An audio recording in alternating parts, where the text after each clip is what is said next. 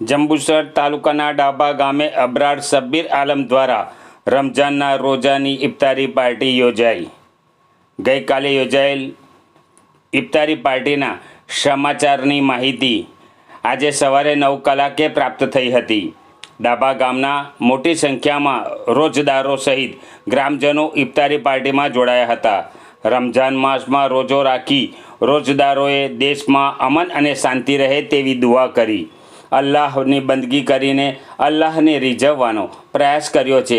હાલ મુસ્લિમ સમાજના અતિ વિશેષ મહત્ત્વ ધરાવતા રમઝાન માસ ચાલી રહ્યો છે। ઇસ્લામ ધર્મમાં રમઝાન મહિનાને રહેમતનો મહિનો માનવામાં આવે છે, જેમાં મુસ્લિમ સમાજના નાના ભૂલકાઓથી લઈ મોટા વ્યક્તિઓ રોજા રાખી નમાઝ પઢી ખુદાની બંદગી કરતા હોય છે। હાજર જનમેદનીએ ખુદાની બંદગી કરી લોકોના હકમાં દુઆ કરી હતી। સમગ્ર પ્રોગ્રામમાં ગ્રામજનો સહિત મોટી સંખ્યામાં મિત્ર મંડળ જોડાઈને અલ્લાહ તાલાને દુઆ કરી હતી।